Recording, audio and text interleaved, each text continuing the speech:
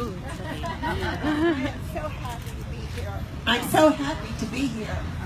You have no idea. Last year I spent roughly 4 months in the hospital in rehab.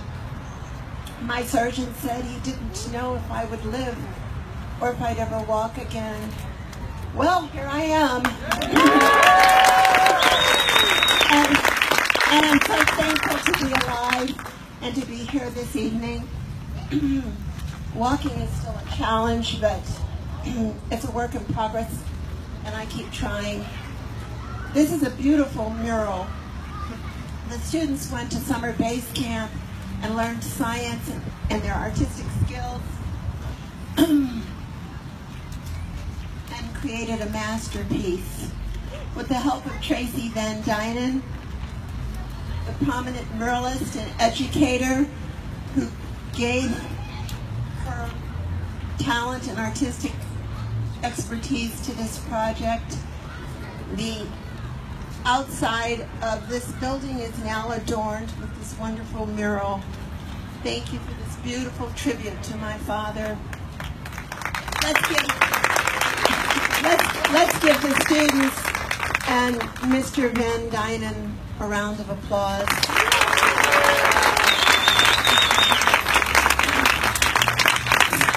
Certainly thanks are in order. Thanks to the Oak Park Educational Foundation, which spearheaded this project. Thanks to the principal of Julian Middle School, Dr. Todd Fitzgerald, for supporting this enterprise. And thanks to the community of Oak Park for purchasing pieces of mosaic tile that went into the mural. I understand that they raised over $10,000 from the purchase of tiles. I also would like to thank Jim Taglia, my neighbor and friend who's on the Village of the Board of Trustees. A couple of weeks ago, in a conversation with him, I was lamenting the fact that the Wednesday Journal reported no more tiles were left to purchase. So he reached out to Miss Tracy Barber, who's the executive director of the Oak Park Education Foundation, and the foundation kindly donated a tile on my behalf, which I dedicated to my parents. I thank them for this gift. Miss Marta Siegelbeck, who's the director of communications for the Oak Park Education Foundation, called me and extended a gracious invitation to attend this evening and to speak. And I am just so honored to be here. The last time I spoke at this school was at the rededication ceremony on October 20th, 2002. It was when the school transitioned from a junior high school to a middle school. I feel a special kinship to this school. After all, we share the same last name. About a month ago, I was in a taxi cab that went down Richland Avenue. I caught a glimpse of the mural, yet unfinished. I saw the words, "Go farther." I remembered that those words were from a poem entitled "The Seventh Fold" by Donald Adams. It is a poem that my dad learned to love in his waning years of life, maybe 6 to 7 years prior to his death. It's about a man who's trying to climb this huge hill, and the ground beneath him is swampy and treacherous. At the top of the hill, he could look on distances that dropped away fold upon fold. The distances beckoned him, but he was hesitant because he wondered what could be waiting beyond that seventh fold. The poem ends with the climber saying to himself, "Take heart, go farther on." My father loved this poem because in many ways it reflected his own personal struggles and the uncertainty as to what might lie ahead.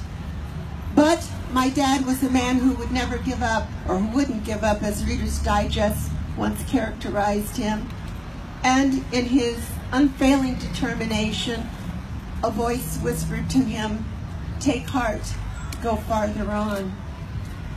My father was, among many other things, a dreamer. He dreamt about the outcome of atoms shifting their positions or unraveling the secret pathways of electrons spinning about their orbits.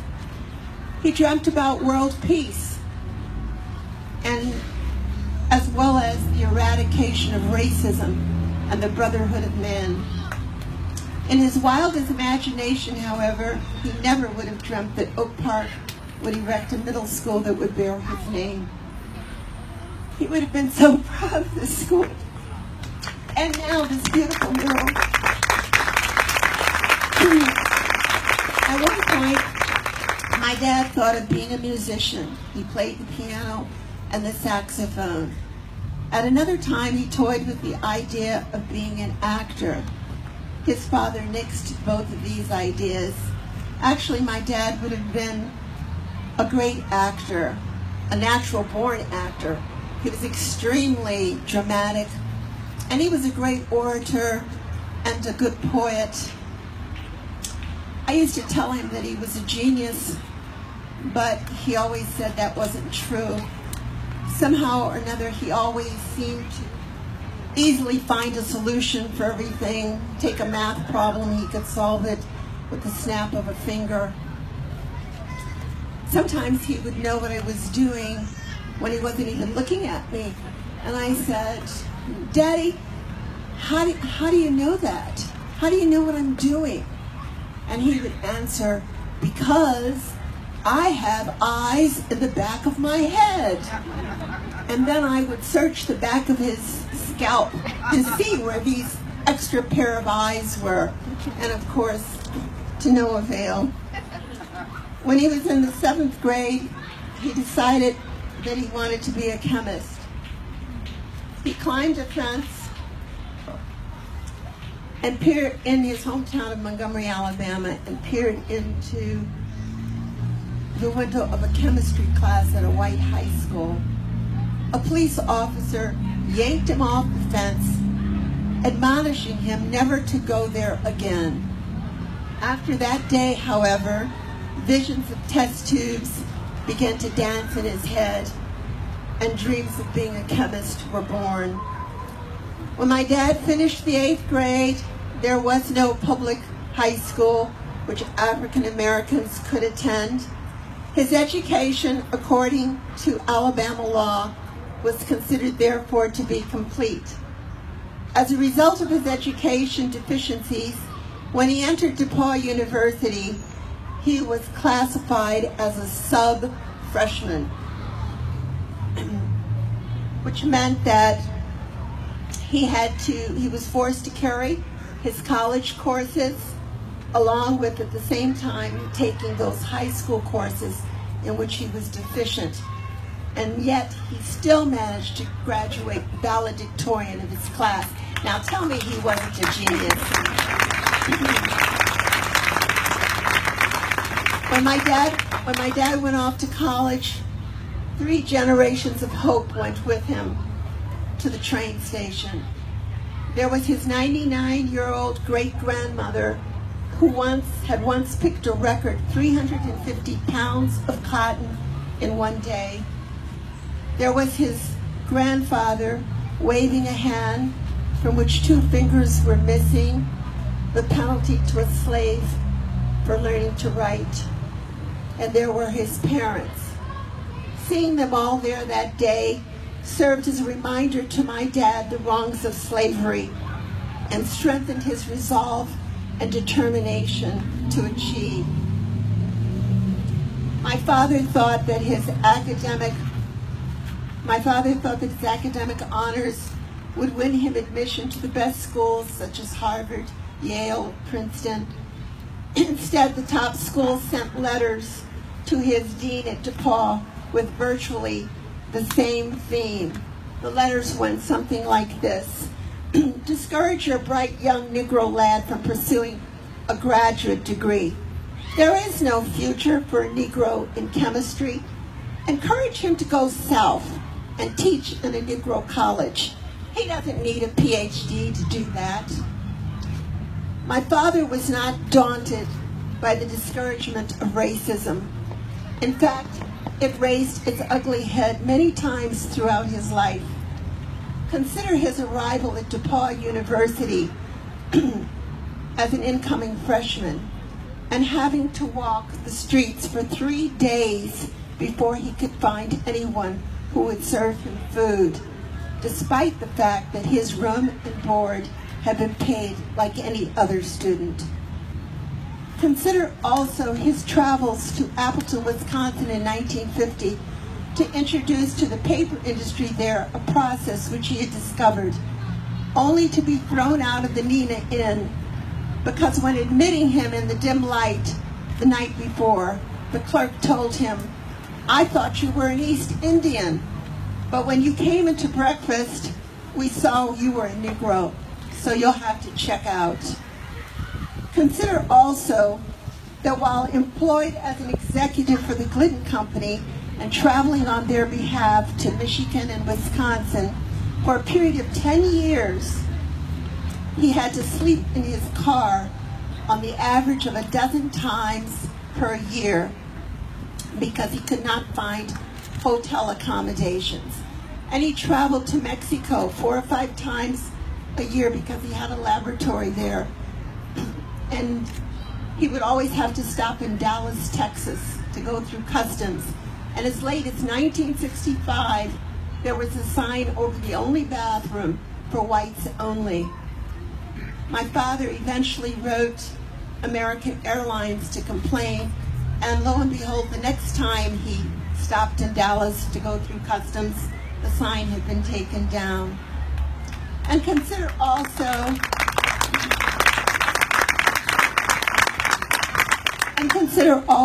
my father's initial greeting upon moving into Oak Park.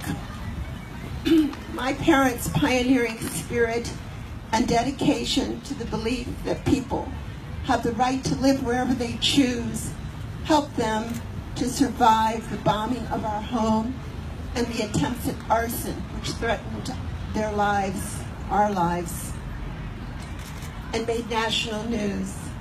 Frightening as it was, my parents were determined to stay and fight the racism which confronted them. They were forced to maintain a guard day and night for 3 years because they couldn't get police protection. Thank you. And the list of discriminations which my father faced goes on. Racism, however, did not paralyze him. It didn't keep him from dreaming or from believing in himself. My father was a staunch believer in education and in the pursuit of excellence, in developing every fiber of potential in one's being and in doing one's very best. A story he frequently liked to tell because it set a standard for his own children occurred when he was a youngster. He was bursting with pride as he hurried home from grade school in Montgomery. He had scored an 80 on an arithmetic test, and he waved the paper proudly before his father. His father's response was startling and instructive. "A son of mine must not be satisfied with mediocrity," his dad said. "After this, make it 100.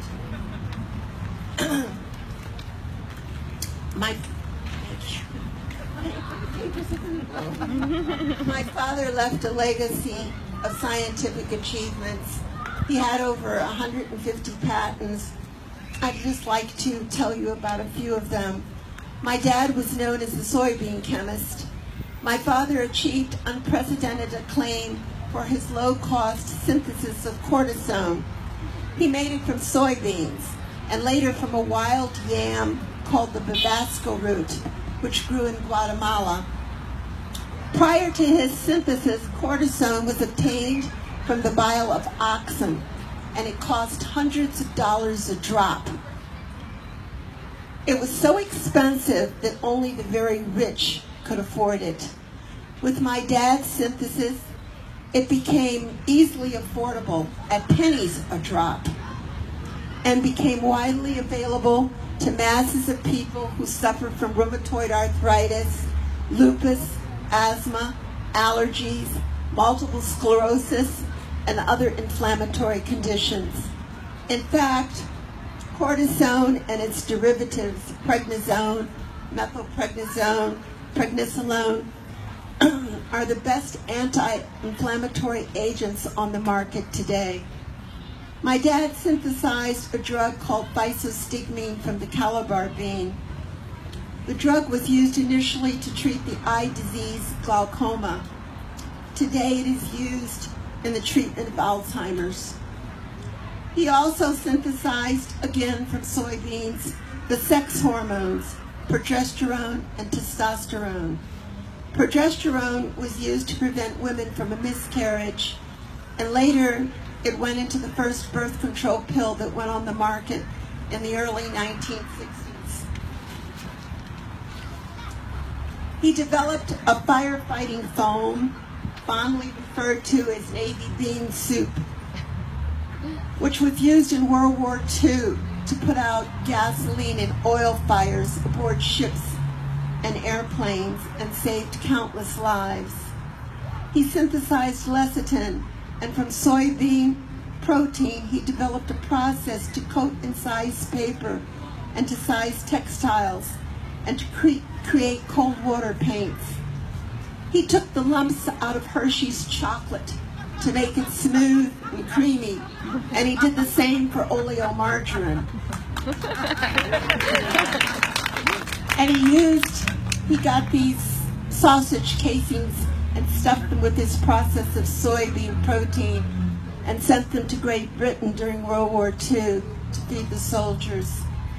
In his latter years, my dad developed liquid crystals, which are materials that when liquefied diffract light and change colors, similar to the effect that one sees when a prism is turned slowly. Liquid crystals went into the popular mood rings of the 1970s. If you had a ring and it turned blue, then you were in a good mood. If it turned red, then you were angry, and so forth. Liquid crystals are used in medical dispensable thermometers, in neon lights and display advertising, and in digital thermometers, radios, and television. In fact, you may have an LCD television at home. That LC in LCD stands for liquid crystals. My dad synthesized vitamin D3 that was injected. He used it to inject it into turkeys and chickens to keep them from developing rickets, a bone disease that results from a lack of vitamin D in the diet. My dad said that feathered birds cannot absorb the sunshine vitamin because of their feathers. So by injecting them with vitamin D3, when you go to the supermarket to purchase your chickens and turkeys, they'll be fat and healthy, not scrawny. If he could only have known how vitamin D3 has become the go-to vitamin now among human beings. I think it's important to remember that all of these variable compounds that my dad synthesized, he did so in order to help people and to make the world a little better. Not to make money, although that certainly was a welcome byproduct.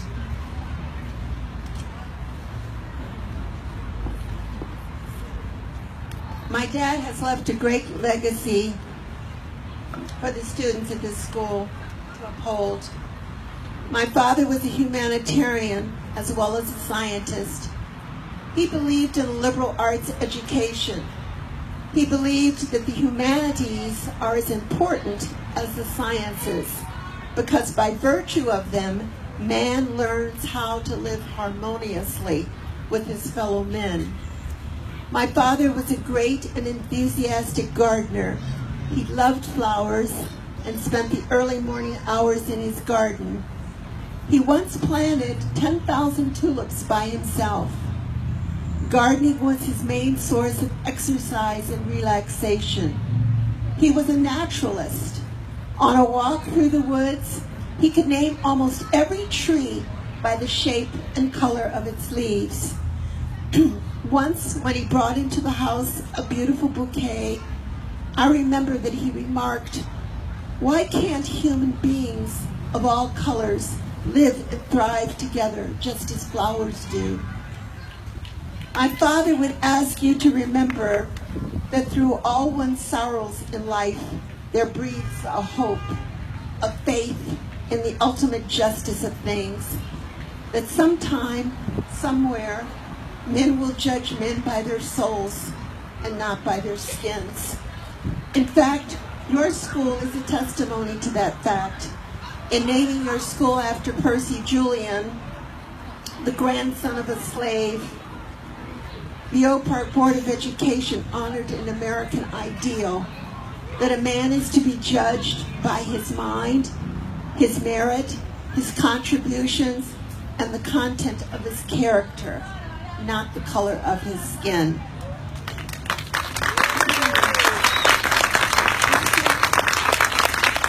The students at this school are indeed America's future. You have so much to look forward to and so much to give. Without a doubt, life will hold its disappointments, but I hope you will always remember that for every cloud, there is a ray of light. For every plaintive note, there is a chord of joy. And for every ounce of human evil, there is a ton of human good. To the students here today, my father's message would be that no matter what obstacles face you in this life, dare to overcome them. Dare to dream. Dare to believe in yourself. Do your best at whatever you undertake. Maintain excellence in your studies. Make yourself proud. Make your school proud. If my dad were speaking to the students today, he would stress the importance of integrity. He would have emphasized the importance of moral character. He would have said there are some things everlastingly right and some things everlastingly wrong, and there can be no compromise between the two.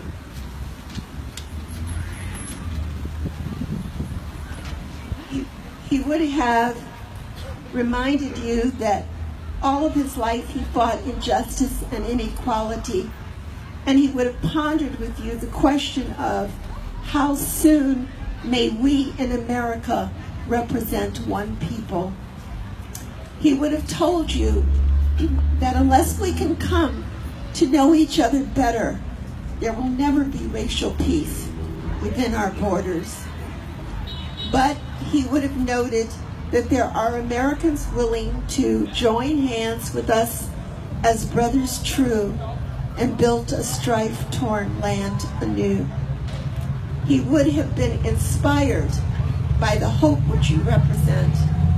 He would have wanted you to remember that there are other people over your mountains, and he would have challenged you to keep the flame of freedom burning.